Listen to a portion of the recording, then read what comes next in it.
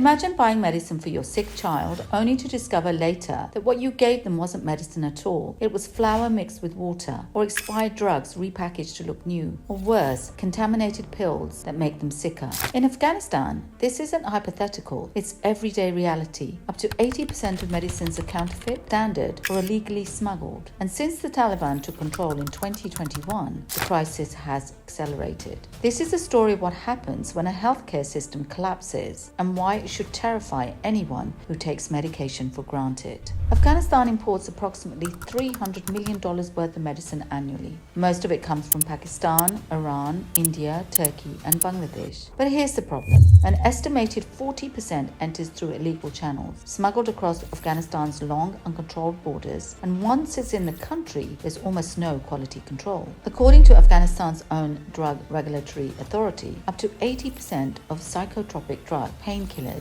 tranquilizers, antibiotics have been smuggled in without testing. Some are counterfeit, some are expired, some are manufactured illegally in neighboring countries specifically for export to Afghanistan. Taliban's Ministry of Public Health has seized over 100 tons of expired, counterfeit, and substandard medicines from pharmacies across the country. But experts say this is just a fraction of what's actually circulating. So how did it get this bad? 3 reasons. First, Afghanistan's borders with Pakistan and Iran are long, mountainous, and porous. Smugglers move medicine the same way they move everything else, without inspection, without documentation. Some medicines are manufactured illegally across the border explicitly for the Afghan market. Second, Afghanistan's regulatory capacity has been gutted by decades of war. The drug quality control of lab lacks resources. Pharmacy education is unstandardized. Many pharmacists aren't trained to spot fakes, and corruption means that even when fake drugs are discovered, enforcement is inconsistent. Third, since the Taliban takeover,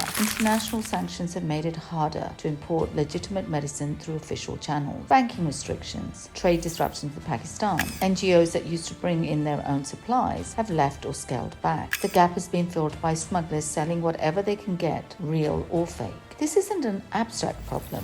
Real people are dying. Parents give their children antibiotics that contain no active ingredient, so infections that should be curable become fatal. Cancer patients spend their savings on chemotherapy drugs that turn out to be sugar pills. Afghanistan already has one of the world's highest rates of maternal and child mortality. Fake medicine makes it worse. Maternal deaths from infections that should be treatable. Children dying from pneumonia because the antibiotics they received were counterfeit. The WHO estimates that globally, falsified medicines kill hundreds of thousands annually. In low-income countries, nearly 20% of medicines are fake or substandard. Afghanistan sits at the extreme end of that crisis. Afghanistan's counterfeit medicine crisis isn't unique. It's just the most extreme version of a global problem. When regulatory systems collapse, when borders go uncontrolled, when poverty makes people desperate, counterfeit medicine floods in. This is happening in Pakistan, in parts of Africa, in conflict zones across the Middle East. Even in wealthier countries, fake weight loss drugs and cancer medications are being seized. The difference is scale and enforcement. Afghanistan is what happens when there's no enforcement at all. When going to the pharmacy means playing Russian roulette with your health, when treatment becomes a threat. If that doesn't make you appreciate drug regulation, functioning borders, quality control labs, trained pharmacists, nothing will.